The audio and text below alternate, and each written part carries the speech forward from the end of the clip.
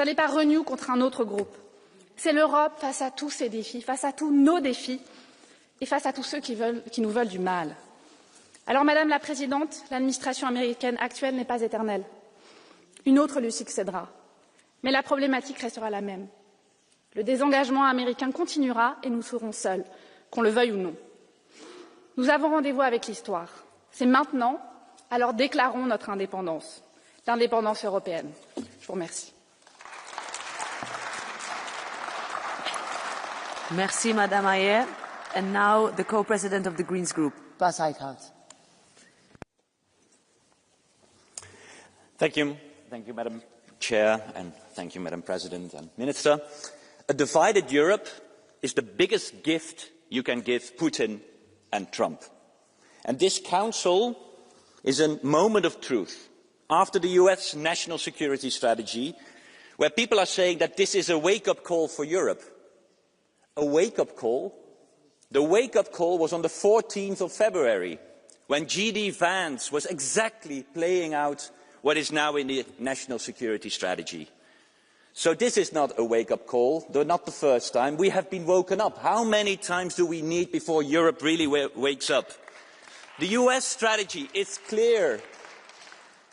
It's the same like Putin's. It wants to divide Europe. It wants to weaken Europe. It is against our liberal democracies. We need to stand up and need to fight for a European sovereignty. And that means the Council needs to deliver. On Ukraine first. We need to use the Russian frozen assets. And we demand a solution and a deal in the Council tomorrow. Get it done, show solidarity and help rebuild Ukraine. But we also need serious security guarantees for Ukraine. And any long-lasting peace of Ukraine will only be there if Ukraine has a future within Europe. But we need to discuss our relation with the United States as well. Madam President, you said we need our own strategy. Well, since the February 14th, we only made ourselves more dependent of the United States.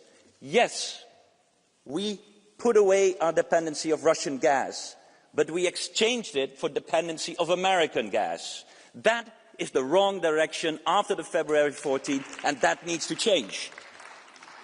When is Europe finally going to learn? We need a strong, united, sovereign Europe. A Europe that fights for our freedom of speech, and not a speech being determined by algorithms designed by US tech autocrats. Truly implement the Digital Services Act. Our citizens deserve real free speech and needs protection from the US tech bros. But also economically, we need to be strong. It makes you think, dear EPP, when the American ambassador is applauding what you are doing with the due diligence law. That is an American agenda, an American deregulation agenda that the EPP is providing to. Be proud of that. You are serving the Trumpist agenda.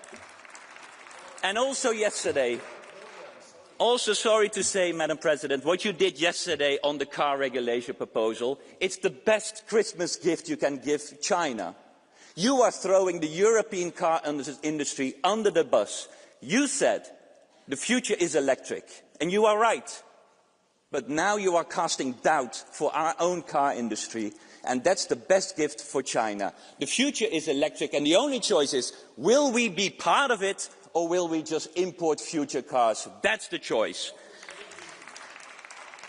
So therefore, Madam President, rethink your omnibus agenda, because it is a deregulation Trumpist agenda. Last point for the EPP. You promised during the elections to only work with those who are being pro-Europe, pro-Ukraine, pro-democracy. Well, you've heard the speeches of your new friends. Rethink under your Christmas tree, and not during Easter, but Christmas. Thank you. Now, I give the floor to the